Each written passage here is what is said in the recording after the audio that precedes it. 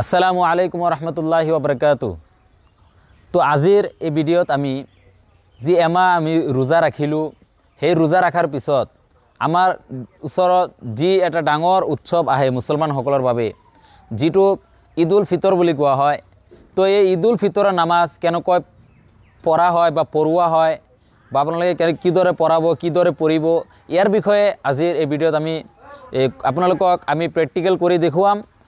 তো যেনেকৈ ঈদ উল ফিতৰৰ যি ফজিলত আপোনালোকে সকলোৱে জানে যে এই নামাজটো হৈছে ৱাজিব নামাজ, আৰু ইয়াত যিমানবোৰ আমল আছে, যেনেকৈ খুতবা, যিমানবোৰ এনেকুৱা যিমান আমল আছে সকলোবোৰ ৱাজিব হয়, আৰু এইটো আল্লাহ সুবহানাহু ওয়া তাআলাই আমাৰ এটা পুৰস্কাৰ হিচাপে দিছে। তো আমি এতিয়া প্ৰেক্টিকেল আৰম্ভ কৰিবলৈ ওলাইছোঁ। তো সৰ্বপ্ৰথম এই ঈদ উল ফিতৰৰ বাবে যিটো দৰকাৰী বস্তু আমি সকলোৱে জানো, সেইটো হৈছে অজু।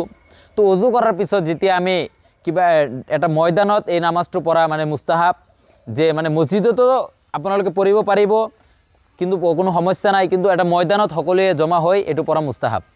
তো এই ঈদ উল ফিতৰৰ নামাজ সৰ্বপ্ৰথম যি কামটো আমি কৰিম সেইটো হৈছে নিয়ত।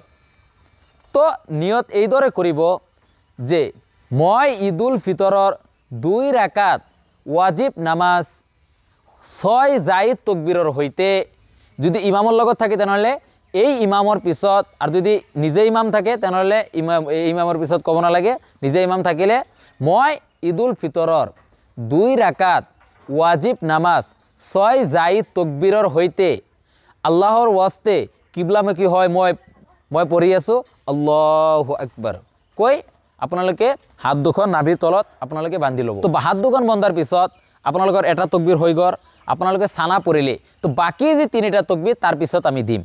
তো এই 3টা তকবীৰ কেনেকৈ আপোনালোকে আল্লাহু আকবৰ কৈ ইয়াতে আপোনালোকে হাত বান্ধিলে নাভিৰ তলত, তাৰপিছত আল্লাহু আকবৰ কৈ আপোনালোকে হাত দুখন এৰি দিব।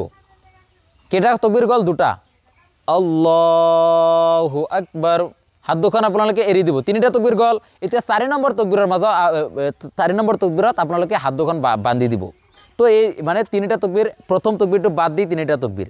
তো আপোনালোকে 4 নম্বৰ তকবীৰ কেনেকৈ দিব? আল্লাহু আকবৰ কৈ আপোনালোকে হাত দুখন নাভিৰ তলত আপোনালোকে বান্ধিব। তো এয়া হৈছে প্ৰথম ৰাকাতৰ নিয়ম।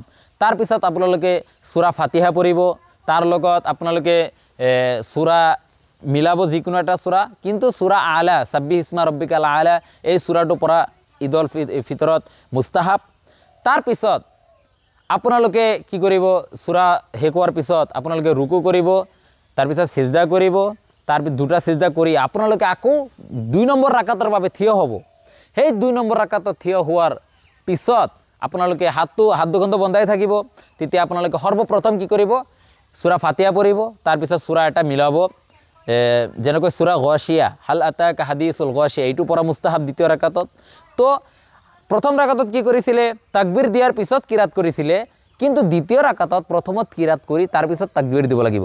ধৰক আপোনালোকৰ হাত দুখন বান্ধা আছে, যেতিয়া আপোনালোকে সূৰা শেষ কৰিব 2য় ৰাকাতত, তেতিয়া আপোনালোকে তাকবীৰ দিব আল্লাহু আকবৰ, আল্লাহু আকবৰ, হাত দুখন এৰি দিলে আল্লাহু আকবৰ, 3টা তকবীৰ হৈ গ'ল। এতিয়া 4 নম্বৰ তকবীৰত আপোনালোকে আল্লাহু আকবৰ কৈ আপোনালোকে ৰুকুত যাব। হাত আকৌ আৰু বান্ধিব নালাগে, আপোনালোকে সেই হাত যি এৰা থাকিব সেই হাতেৰে আপোনালোকে ৰুকুত যাব।